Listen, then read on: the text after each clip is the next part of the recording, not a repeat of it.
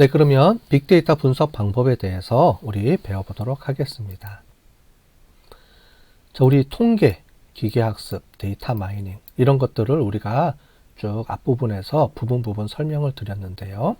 이런 것들이 어떻게 다루고 또 빅데이터 분석 기법들은 어떤 것들이 있는지 설명을 드리도록 하겠습니다. 자, 데이터 분석은 우리 통계, 기계학습, 데이터 마이닝 이렇게 구분된다라고 이미 이전에 설명을 드렸습니다. 자, 통계학은 표본 데이터를 이용해서 모집단을 추론한다고 했는데 이게 무슨 말인지 설명을 드리도록 하고요. 기계학습, 우리가 여태 지금 이전에 시간에 배웠습니다. 기계학습에 대한 얘기. 데이터 마이닝은 우리 이전에 우리 BA 하면서 또 설명을 드렸습니다. 자, 기계학습과 데이터 마이닝 또는 통계학 이런 것들이 우리가 데이터 분석이라고 얘기할 때 많이 쓰는 방법들인데요. 이런 방법들이 어떤 차이가 있는지 또 어떨 때 이 방법을 쓰는지 우리가 설명을 드리도록 하겠고요. 우리가 순서적으로 보면 우리가 통계학이 가장 먼저 우리가 나온 거고 이 방법론의 베이스 기초가 되고요. 이런 통계학, 수학적 알고리즘을 기반으로 해서 우리가 컴퓨터가 만들어지면서 머신러닝이 이루어지게 되고요. 이걸 응용해서 활용하는 방법으로. 그 다음에 이제 데이터베이스가 만들어지고 기업에서 이제 데이터베이스, 데이터 웨어하우스 이런 것들을 통해서 데이터가 차곡차곡 쌓이면서 이 데이터로부터 우리가 어떤 거를 지식을 끄집어내야 되겠죠. 그런 방법을 우리가 데이터 마이닝이라고 하는데 이런 방법들이 어떻게 연결되어 있는지 우리 한번 설명을 드려보도록 하겠습니다. 아마 우리 요거는 처음에 얘기를 했을 거예요. 그죠? 우리 빅데이터 분석, 빅데이터 우리 앞에 하면서 가장 먼저 얘기를 나눴습니다. 자, 이게 전통적인 통계 분석 기법이었어요. 그죠? 유권자 수를 다 조사하지 못하기 때문에 어떻게 한다 그랬어요? 자, 이렇게 1000명씩, 2000명씩 이렇게 사전 조사를 해서 우리가 표본을 추출합니다. 표본을 추출해요. 자, 이렇게 표본을 추출하게 되면 어떤 문제가 있느냐? 이런 문제가 있는데 에러가 존재하죠. 이렇게 에러. 그래서 이 에러 값들을 우리가 찾아내는 겁니다. 뭐냐면 우리 윤석열 후보의 득표율이 우리가 알고 싶은데 자, 이 정답을 알기 위해서 우리가 사전에 조사를 하죠. 1000명 이렇게 조사를 하게 되면 결국은 우리가 이런 오차를 갖고 있을 수밖에 없어요. 왜냐하면 우리가 표본을 뽑아서 사용을 하다 보니까 진짜 값하고 즉 1000명을 뽑았기 때문에 이 1000명이 생각하는 거하고 4400만 명이 생각하는 거하고는 차이가 있겠죠. 그래서 그런 부분들을 우리가 오차라고 하는데 통계학에서는 확률을 이용해서 이 오차 범위를 최대한 줄여서 정답을 알아맞힐 수 있는 여러 가지 기법들이 있습니다. 자, 그런 것들을 우리가 배울 텐데 뒤에 가서 우리가 자세하게 또 배울 거예요. 어쨌든 통계는 우리가 전체 모집단이라고 하면 전체 집단입니다. 아까 전에 봤던 대통령 선거 유권자 수가 4,400만 명인데 이 4,400만 명을 다 조사하기 어렵기 때문에 1000명 또는 2000명 이렇게 뽑아서 조사하는데 그렇게 뽑은 거를 우리가 표본이라고 합니다. 자, 표본에 보면 표본에서의 윤석열 대통령 후보를 나는 찍겠다라고 하는 득표율이 있을 거예요. 그 득표율이 이렇게 됩니다. 표본마다 이렇게 값이 있어요. 근데 이 값은 정답이 아닙니다. 그죠? 이 값은 15,000명이 답한 답이에요. 이 답은 2,000명이 답한 답이에요. 그러면 이 답을 이용을 해서 유권자 수 4,400만 명이 다 투표했을 때 진짜 값이 어떻게 될지를 예측해 줘야 되겠죠. 그거를 우리가 오차범위라고 합니다. 여기 나와 있는 이 방법들이 오차범위예요. 이미 앞에서 간단하게 설명을 했습니다. 첫 시간에. 자, 이 오차범위를 알아맞추기 위해서는 뭐냐면 우리가 통계적 방법을 이용을 해서 이 오차범위를 맞추는 거예요. 그래서 정답을 맞춥니다. 자, 이렇게 맞추는 방법을 쓰는 게 바로 통계학입니다. 그래서 통계학의 방법들을 또 나중에 설명을 드려볼게요. 데이터 마이닝에 대해서 또 설명을 드렸습니다. 그죠? 데이터 마이닝은 기업이 데이터베이스에 데이터를 이렇게 차곡차곡 저장을 해놨는데, 그죠? 대량의 데이터베이스가 차곡차곡 쌓이겠죠? 데이터베이스 또는 데이터 웨어하우스에. 자, 그럼 이런 데이터로부터 우리가 어떤 지식을 끄집어내고 싶어요. 그죠? 널리지 디스커버리 이렇게 부르죠. 그래서 어떤 지식을 끄집어내거나 패턴을 끄집어내거나 어떤 문제가 있으면 우리가 어떤 비즈니스적으로 업무에 문제가 있으면 그 문제를 해결하기 위해서 이 데이터를 분석을 통해서 고객이 뭘 원하는지 이 문제를 어떻게 해결하는지에 대한 답을 찾고 싶은 겁니다. 그래서 말 그대로 자, 마이닝이라는 거는 우리가 석탄을 캐는 거죠. 석탄. 그죠? 석탄을 캐거나 금을 캐거나 하는 거를 마이닝이라고 합니다. 자, 그런데 우리는 석탄을 캐는 게 아니고 데이터를 캐는 거죠. 데이터에서 어떤 지식을 캐내는 겁니다. 그래서 이름이 데이터 마이닝. 데이터를 이용을 해서 뭔가를 막 캐내는 거죠. 캐내서 결국은 뭐를 끄집어내느냐? 이 지식, 패턴, 규칙, 룰을 끄집어내는 겁니다. 그죠? 그래서 여기 밑에 보시는 것처럼 대량의 집합으로부터 유용한 정보를 추출해내는 거. 그죠? 그리고 데이터를 탐색하고 분석하는 과정. 이런 것들을 데이터 마이닝이라고 얘기를 하고요. 우리 이전에 보신 것처럼 데이터베이스와 그 다음에 데이터 마트 또는 데이터 웨어하우스 여기서부터 데이터를 끄집어내서 어떤 패턴을 추출해내는데 이렇게 그럴 때 쓰는 방법을 우리가 데이터 마이닝이라고 합니다. 그래서 데이터로부터 어떤 지식을 끄집어내는 그 과정 또는 방법론 이거를 우리가 데이터 마이닝이라고 하고요. 이 데이터 마이닝을 사용하기 위한 다양한 방법들이 있는데 그런 방법들이 통계와 기계학습하고도 연관이 됩니다. 자, 데이터 마이닝의 역사도 한번 볼게요. 데이터 마이닝의 역사. 우리가 기계학습은 1950년대부터 즉 컴퓨터가 처음 만들어지는 순간부터 이렇게 왔고요. 그 다음에 그 전에 통계는 1800년도 이전부터 1700년, 1800년부터 통계에 대한 확률 이론이 나오고 뭐 통계 기법 여러 가지 기법들이 나오면서 통계는 계속 발전해 왔어요. 통계는 몇백 년 동안 발전을 해왔고 그 다음에 기계학습은 컴퓨터가 만들어지는 시점에서 한 7, 80년 정도 됐네요. 그렇게 발전을 해왔고요. 컴퓨터가 발전을 해서 만들어지고 발전을 하면서 컴퓨터한테 이제 데이터를 이제 넣는 데이터베이스가 만들어지기 시작을 하고 그런 과정에서 1989년도에 그 KDD 그래서 널리지 디스커버리 데이터베이스 이런 개념들이 나오기 시작을 합니다. 자, 그러면서 이제 데이터 마이닝이라는 개념이 이제 이 분야에서 이제 활발하게 사용을 하는 거죠. 이 데이터베이스는 결국은 기업이 또는 기관이 데이터를 저장하기 위한 목적으로 만들어서 넣어놨죠. 그래서 이 데이터베이스로부터 데이터를 끄집어내는 목적은 보통 우리가 기업이라든가 기관에서 어떤 비즈니스적인 어떤 문제를 해결하기 위해서 우리가 이거를 사용을 합니다. 기계학습은 그 태생 자체가 틀려요. 그죠? 기계학습은 컴퓨터한테 지능을 부여하는 목적으로 컴퓨터를 계속 학습시켜서 컴퓨터한테 지능을 부여하는 목적으로 만들어진 게 기계학습이고요. 데이터 마이닝은 기업이 내부적으로 보유하고 있는 데이터를부터 뭔가를 끄집어내는 방법, 이게 바로 목적이 데이터 마이닝이 되겠습니다. 자, 이 데이터 마이닝을 하려고 그러는데 데이터 마이닝을 데이터로 끄집어내기 위해서는 어떤 방법을 사용할까 고민이 많았겠죠. 그런데 이 데이터 마이닝에서 사용하는 방법들을 가만히 보니까 이미 기계학습에서 어떤 그 컴퓨터한테 지능을 부여하는 과정에서 결국은 컴퓨터를 부여한다는 거는 학습을 한다, 지능을 부여한다는 건 조금 이전에 우리가 배웠던 것처럼 기계한테 컴퓨터에 지능을 부여한다, 그러면 학습을 시킨다, 그러면서 우리가 규칙을 끄집어내고 룰을 끄집어내고 그 룰이 우리가 알고 있는 지능 뭐 이런 얘기를 우리가 했는데 거기서 나온 그런 개념이 여기서 우리가 얘기하는 그 널리지 패턴하고 같은 말입니다. 그죠? 여기서는 우리 널리지라는 개념을 썼지만 기계학습에서는 지능 또는 패턴, 룰 이런 말하고 어떻게 보면 거의 같은 말이에요. 그러다 보니까 이 데이터 마이닝 기법을 우리가 이 안에서도 몇 가지 기법이 개발되긴 했지만은 이 기법들을 우리가 기계학습에 있는 기법들을 갖다가 그냥 쓰면 더 편하겠죠. 그렇기 때문에 이 데이터 마이닝 안에는 이미 기존의 기계학습에서 만들어졌던 여러 가지 기법들, 그 다음에 기계학습을 통해서 그 이후에 계속 개발되는 그런 방법들이 결국은 데이터 마이닝하고도 서로 연관이 되어 있습니다. 즉 널리지와 데이터 마이닝에서 사용하는 널리지라는 개념과 기계학습에서 사용하는 지능, 이런 것들이 거의 같은 개념으로 우리가 볼 수 있기 때문에 그렇습니다.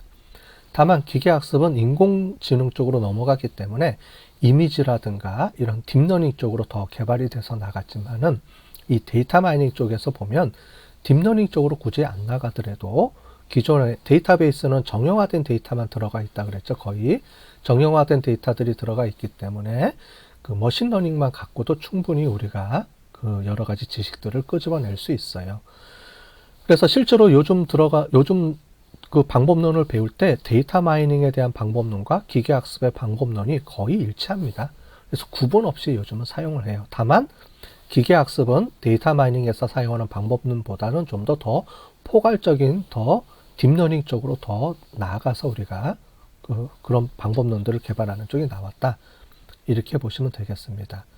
그러면서 2000년도에 우리 데이터 사이언스 이런 얘기들을 우리가 또 하게 되죠. 데이터 분석하는 내용을 데이터 사이언스 이렇게 얘기를 하고요. 자, 제일 먼저 통계에 대한 얘기가 1700년도부터 해서 쭉 나왔다. 그렇게 얘기를 하고 있고요. 오른쪽에 보시면. 그래서 통계가 가장 기본 베이스, 통계, 수학, 확률 이런 개념으로부터 출발을 하고 컴퓨터가 나오면서 컴퓨터에 대한 시대가 도래하고 여기서 기계학습 이런 개념들이 나오기 시작을 하고요. 그죠? 그러면서 이제 데이터베이스가 만들어지고 그 다음에 데이터 마이닝이 그 80년도 후반부터 이런 말들이 나오고요. 거기에 관련돼서 이런 내용들이 쭉 나와 있습니다. 현재는 이제 빅데이터, 그죠? 빅데이터, 그 다음에 딥러닝 이런 말들이 현재는 더 많이 사용을 되고 있죠.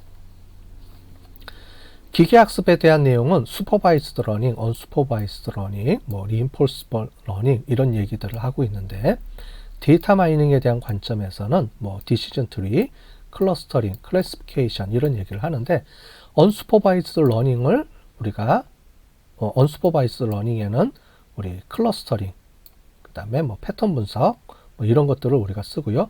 슈퍼바이스드 러닝 안에 디시전 트리, 그 다음에 리그레션 이런 게 들어가 있고요. 클래시피케이션도 들어가 있고 언슈퍼바이즈 러닝에는 클러스터링, 그 다음에 어소시에이션 룰 이런 개념들이 이 안에 들어가 있습니다.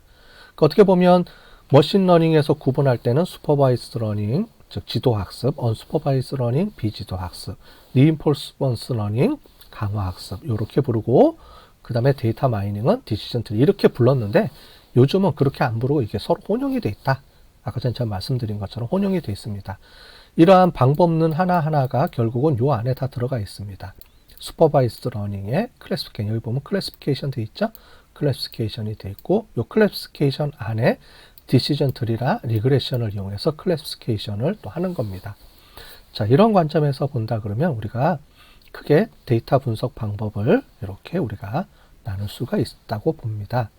자, 빅데이터 분석 그래서 통계적 분석 방법들이 있고요.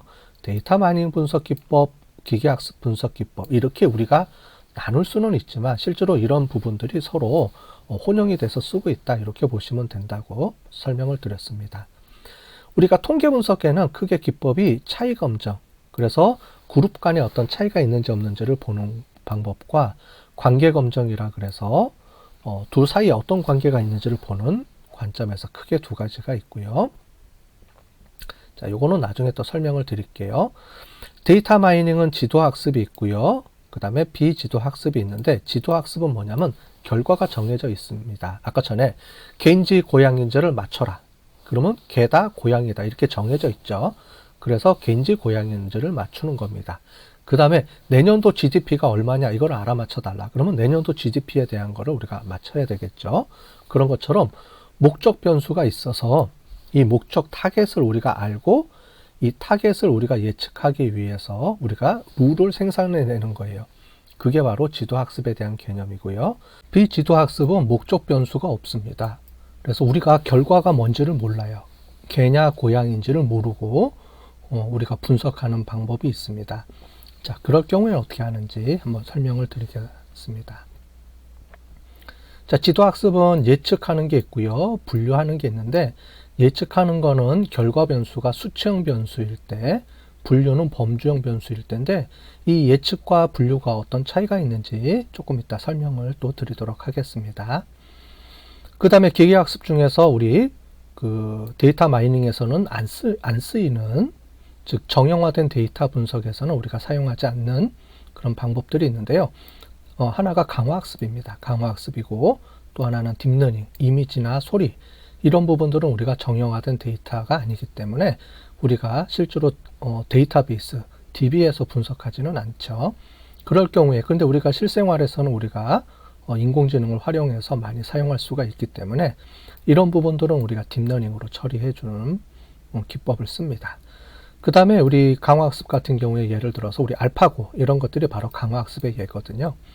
자, 실제로는 학습이라고 하면 지도학습, 비지도학습, 강화학습인데 딥러닝은 실제로 보면 강화학습을 우리 할 때도 딥러닝이 이용이 되고요. 비지도학습 또는 지도학습 할 때도 딥러닝이 이용이 됩니다. 그래서 딥러닝은 특별하게 뭐 이런 학습 기법이라기보다는 지도학습의 기법일 수도 있고 비지도학습 기법일 수도 있고 또는 강화학습을 위해서도 딥러닝이 사용이 됩니다. 그래서 이 딥러닝은 요 안에다가 포함시킬 수도 있지만 요즘은 딥러닝이 하나의 큰 파트로 우리가 얘기를 하기 때문에 여기서는 저는 지도학습, 비지도학습, 강화학습 별도로 우리 딥러닝이라는 거를 별도로 분리해서 좀 설명을 드리려고 합니다. 먼저 통계 분석입니다. 통계 분석은 가장 대표적으로 쓰는 게 차이 검정입니다. 자, 예를 들어서 A라는 그룹과 B라는 그룹의 어떤 차이를 보고 싶다. 우리가 지금 뭐 수업을 듣는데, 우리 빅데이터 수업을 듣는데 이 빅데이터 수업을 듣는 중에 그 학생이 있는, 그 남자가 있고 여자가 있어요.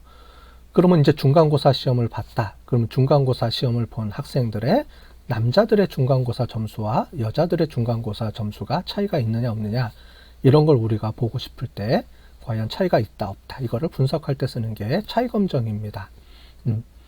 그리고 우리가 이전에 배웠던 윤석열 대통령의 그 득표율과 그 다음에 우리 그 이재명 후보의 그 득표율이 과연 같은지 틀리는지, 이런 거를 비교 분석해야 되겠죠. 그런 것처럼 어떤 두 개의 그룹 간의 차이 검정을 할 때 쓰는 방법이 우리가 차이 검정인데, 요거는 통계 분석 기법에만 있습니다. 그래서 통계 분석 기법을 할 때는 요 차이 검정을 쓴다. 반대로 차이 검정을 하기 위해서는 이 통계 기법을 써야 된다. 이렇게 우리가 볼 수 있습니다. 자, 지도학습 중에서 가장 대표적으로 쓰이는 게 예측입니다. 예측인데 예를 들어 보겠습니다. 우리가 지금 그 아파트 가격을 예측할 때 가장 좋은 거는 아파트 가격의 평수입니다. 그죠? 30평짜리 32평 또는 33평, 50평 또는 20평, 이렇게 아파트 평수가 있는데 아파트의 면적에 따라서 가격이 결정이 되겠죠. 자, 그래서 이렇게 가격이 결정됩니다. 이게 기존 가격이에요. 그래서 우리는 기존에 있는 데이터를 가지고 미래를 예측해야 되는데, 미래를 예측하기 위해서 또는 어떤 거를 예측하기 위해서는 기존의 데이터들을 가지고 우리가 예측을, 모형을 만들어야 됩니다.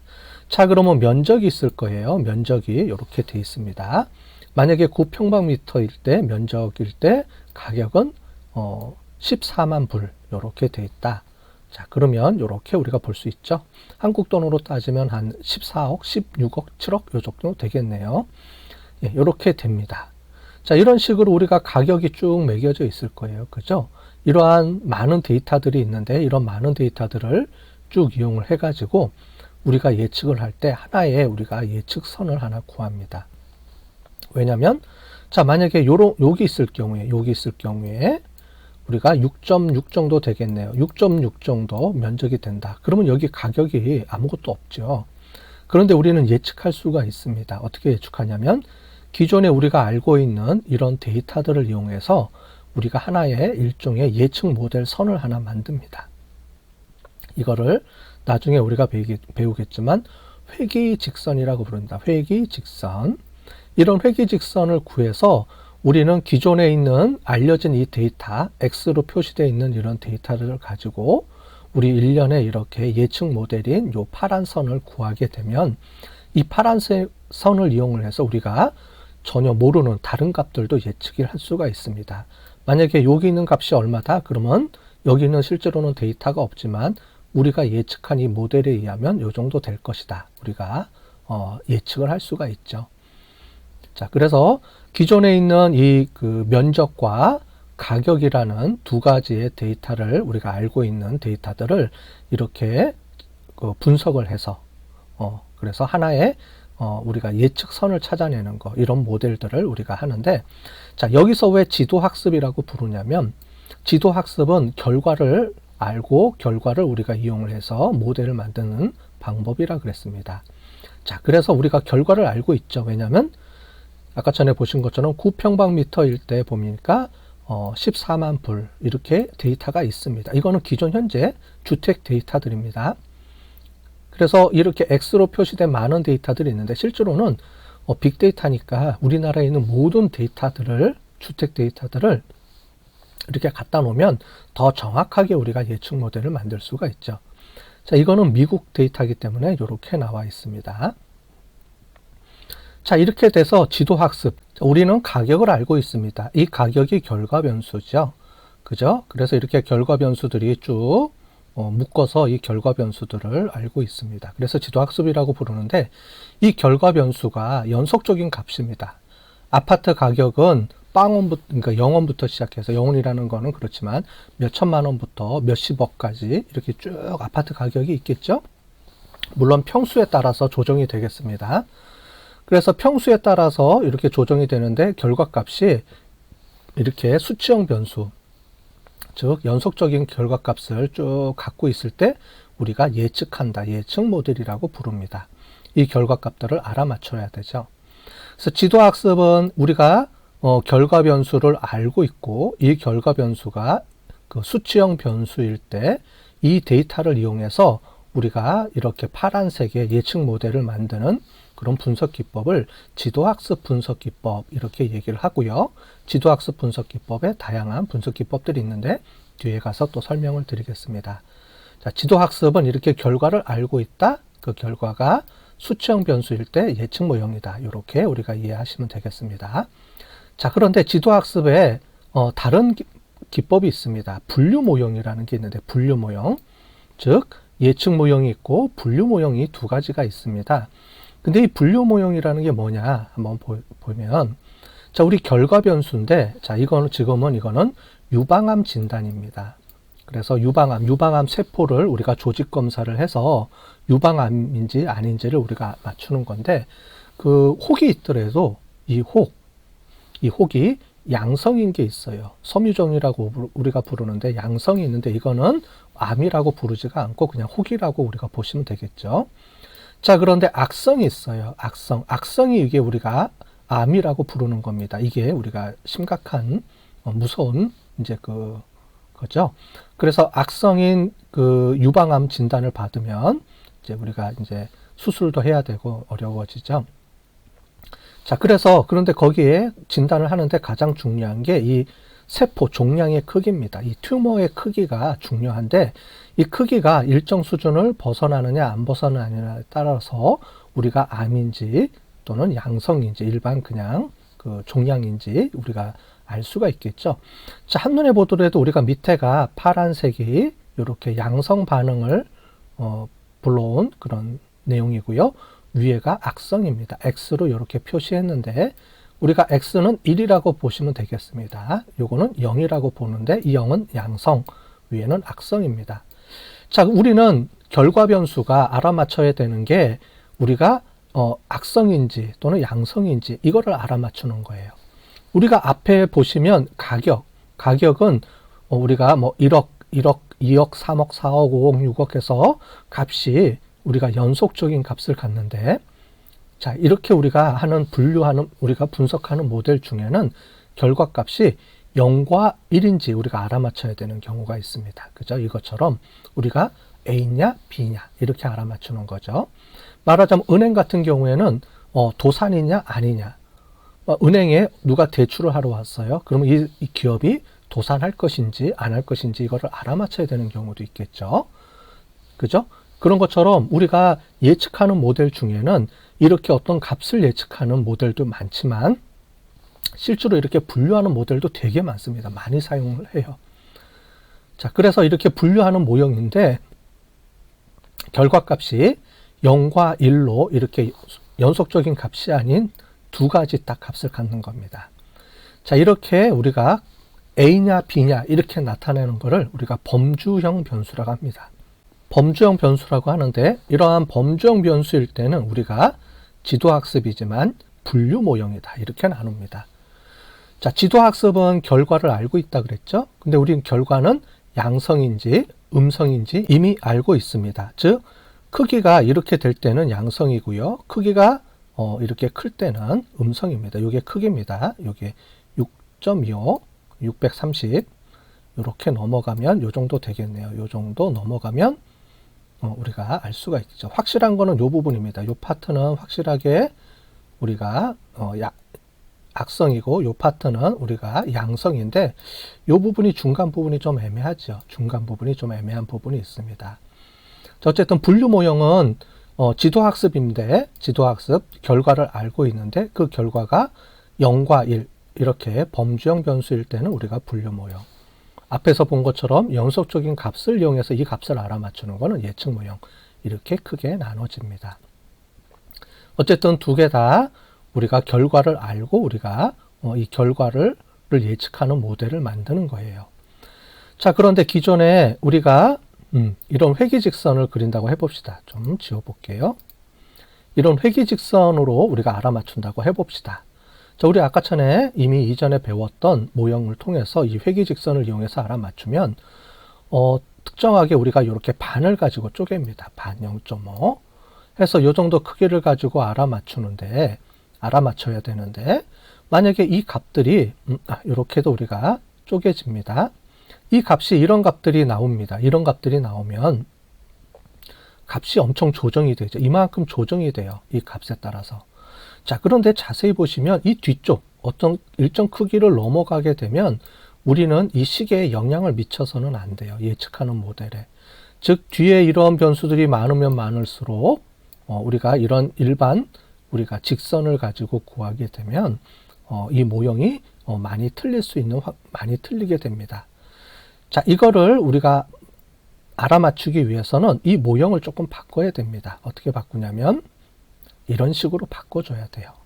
우리가 중요한 거는 이런 직선이 아니고 이런 직선으로 바꿔주면 우리가 이 모형에서 우리가 더 알아맞출 수가 있고 그 다음에 이런 모형이 이런 변수들이 이쪽에 아무리 추가가 되더라도 이쪽에 아무리 추가가 되고 여기서는 이런 변수들이 아무리 데이터가 추가되더라도 이 식에 영향을 안 미쳐요. 이거는 특정 기준을 넘어가면 악성일 확률이 아주 높고 여기는 양성일 확률이 높기 때문에 이 양쪽으로 극단으로 이렇게 가는 변수들은 이 식에 영향을 미치면 안 되겠죠. 그죠?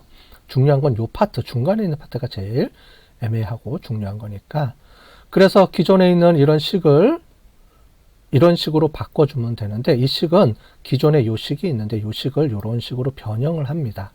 이렇게 변형하는 식을 뭐라고 부르냐면 로지스틱이라고 부릅니다. 로지스틱 함수. 다른 말로는 시그모이드 함수라고 하는데 로지스틱 이렇게 변환해 주는 거를 얘기를 해요.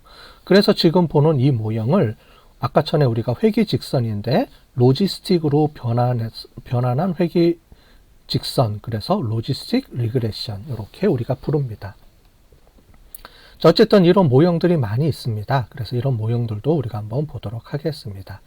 지금 보시는 것처럼 중요한 거는 지도학습은 결과를 알 때, 근데 결과를 알 때 연속적인 값이면 예측 모델, 그 다음에 이렇게 범주형 변수로 이렇게 A인지 B인지를 알아맞출 때는 분류한다. 그래서 분류 모형 이렇게 부릅니다. 자, 그런데 우리가 크기가 아니고 우리가 질감이라는 게 하나 더 있어요. 여기는 값이 아닙니다. y가 아니고 x입니다. 지금 y 값은 이렇게 제가 동그라미 x로 변환을 시켰어요. 자, 우리가 이 모형일 때 이렇게 바꿀 수가 있거든요. 그죠? 왜냐하면 0과 1이 우리가 동그라미 x로 표현이 가능하기 때문에 굳이 이렇게 0과 1로 표현을 안 하고 이렇게 하나의 직선에다가 이렇게 표현이 가능합니다. 이렇게도 표현할 수가 있고 이렇게도 0과 1로 표현을 할 수도 있어요. 두 가지 다. 자, 그런데 여기 보면 질감이라는 게 하나가 더 있습니다. 즉 유방암을 진단하는 데 있어서 크기도 중요하지만 그 색깔, 질감도 중요하다고 합니다. 그 종양의 질감이. 그래서 이 두 가지를 고려해서 0과 1을 알아맞혀야 돼요. 여기 파란색이 양성이었고요. X 표시가 1, 악성이었습니다. 자, 이거를 구분하는 방법이 있겠죠. 어떻게 구분하면 돼요? 이렇게 구분선을 하나 만들어주면 되겠죠. 그죠? 이렇게 구분선을 만들어주면 이쪽과 이쪽이 우리가 명확하게 구분이 되니까 그렇습니다. 자, 이렇게 직선이 이렇게 만들어지고요. 자, 그런데 이 직선을 그냥 넣으면 안 되고 이렇게 또 변환을 시켜서 넣어줍니다. 이렇게 변환을 시켜서 넣어주면 이렇게 값이 만들어져서 우리가 원하는 S자 곡선으로 이렇게 만들어줄 수가 있어요. 자, 만약에 유방암 진단인데 종양이 두 종류가 있다고 두 종류가 있다고 해봅시다. 하나 더 늘려서 세 종류가. 요거는 우리가 악성이고요. 양성이고, 요게 악성이고, 요게 뭐 제2종 암 종류라고 해봅시다. 자, 지금 보시는 것처럼 종류가 3개예요. 우리가 아까 전에 1과 2를 나눴지만은 지금은 1과 2와 3을 나눠야 돼요. 이것도 똑같이 이렇게 분류를 하면 우리가 분류가 됩니다. 그래서 분류 모형은 2개가 있을 때가 가장 많이 쓰는데 2개 말고 3개가 있을 수도 있고요. 뭐 4개도 있을 수가 있고 이렇게 분류를 해서 쓸 수가 있습니다. 자, 지금까지 지도학습은 결과가 알아요. 결과. 얘가 양성인지 악성인지 또는 가격이 얼마인지를 데이터가 이미 우리가 알고 있기 때문에 그 결과 변수를 알고 그 결과 변수를 잘 맞출 수 있는 모델을 우리가 만들어내는 게 목적이었습니다. 자, 그런데 우리가 결과 변수를 모를 때가 있어요. 자, 지금 보시는 것처럼 다 파란색입니다. 0과 1이 없어요.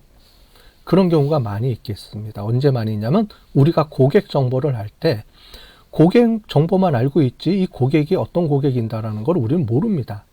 자, 그럴 경우에는 어떻게 하냐면 이 고객을 우리가 의미 있는 어떤 그룹으로 나눠야 돼요. 그죠?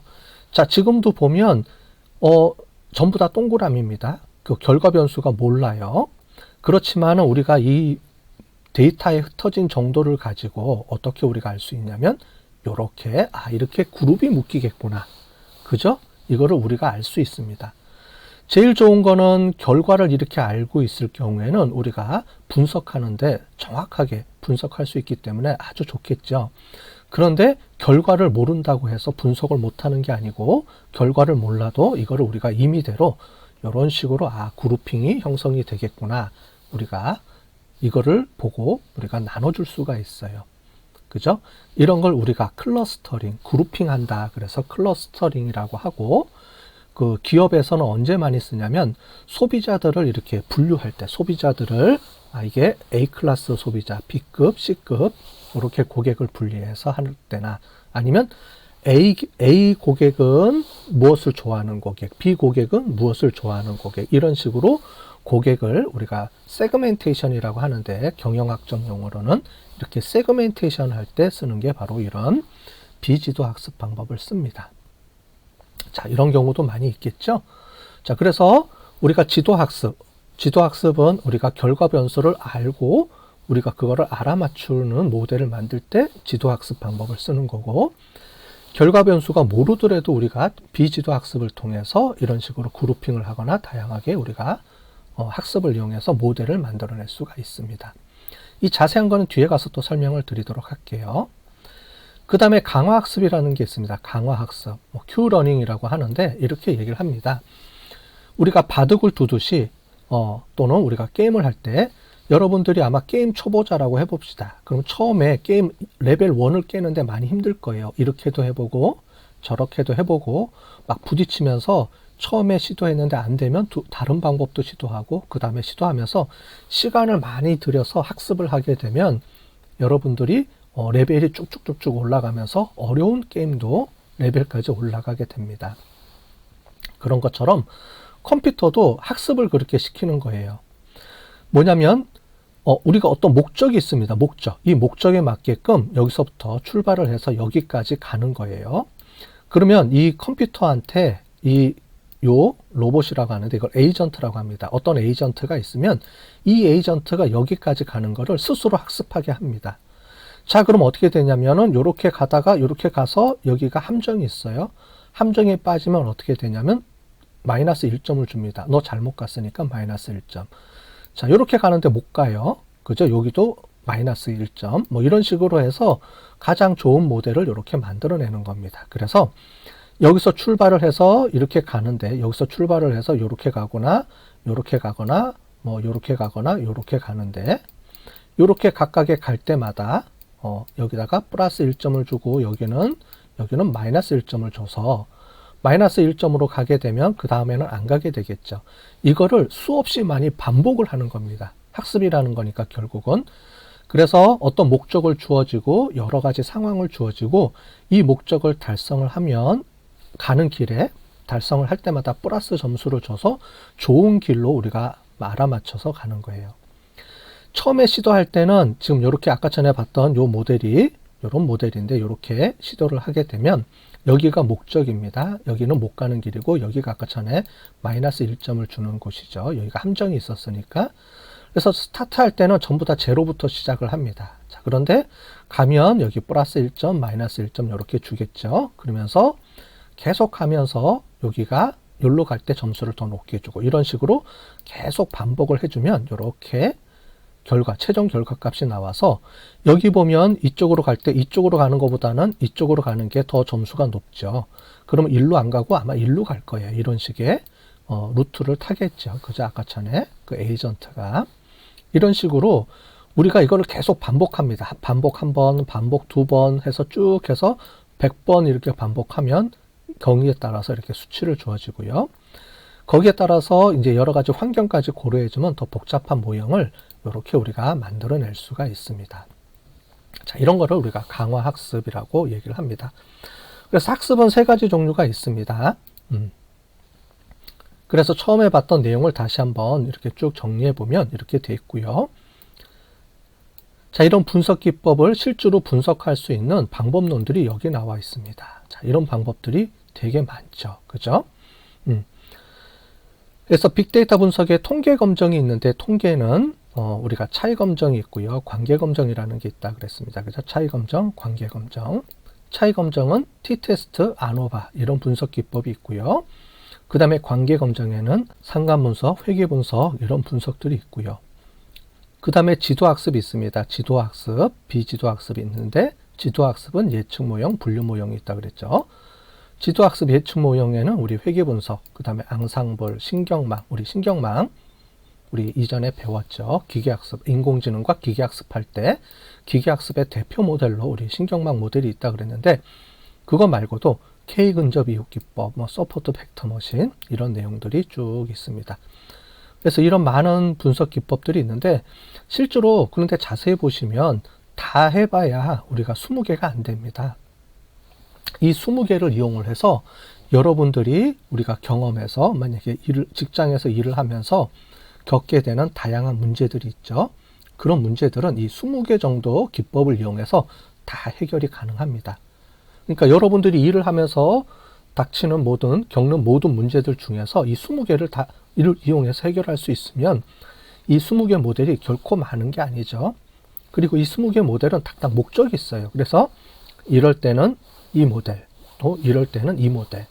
이런 거를 우리가 배우기만 하면 우리가 나중에 여러분들이 취업을 하거나 기업에 가서 이런 여러 가지 데이터 분석할 때 엄청난 도움을 여러분들한테 줄 수가 있습니다. 이 각각에 있는데 이 각각의 분석 모형들이 어떤 특징들을 갖고 있는지를 이 뒤에 시간에 이거를 우리가 나머지 시간을 이 분석 기법들을 하나씩 배워보도록 하겠습니다. 자, 그리고 다음 학기에 여러분들이 아마 이 수업하고 연동이 된 게 빅데이터 분석이라는 수업이 있을 거예요. 빅데이터 분석 수업에는 이거를 다 할 수는 없겠죠. 이거를 다 할 수는 없고 그 중에서 통계 기법이라든가 지도학습 중에 간단하게 한두 가지 정도 그리고 우리가 분석하는 기법을 이용해서 우리가 아마 공부를 하게 될 겁니다. 요번 학기 때 충분히 잘 들으시고요. 여러분들 중에서 혹시 더 관심 있으신 분들은 이 2학기 때 빅데이터 분석 수업을 들으시고 혹시 이쪽으로 더 관심이 있으신 분들은 우리 빅데이터, G2 빅데이터 경영학과에 제 수업들을 쭉 보시면 1학년 말부터 해서 2학년, 3학년, 4학년 올라오는 수업 중에 우리 그런 수업들, 즉, 그 R 프로그래밍 수업, 그 다음에 데이터 마이닝 수업, 기계학습 수업, 이런 수업들이 있습니다. 이런 수업 또는 경영 통계학 수업이 있는데, 이런 수업들을 들으시면 여기 있는 내용들을 우리가 깊숙하게 우리가 분석하는 기법을 세부적으로 우리가 배울 수가 있고요. 그런 걸 배워놓으면 우리 빅데이터 시대에서 여러분들이 취업을 하는데 많은 도움이 될 거고, 우리가 기업에서 여러분들이 겪게 되는 다양한 문제들은 이러한 분석 기법들을 이용해서 해결해 줄 수가 있습니다. 그러니까 알아두면 좋겠죠. 이번 시간까지 우리 분석 방법에 대해서 배웠고요. 이 이후에는 이 각각의 분석 기법들에 대해서 우리 하나씩 이제 차근차근 한번 배워보겠습니다.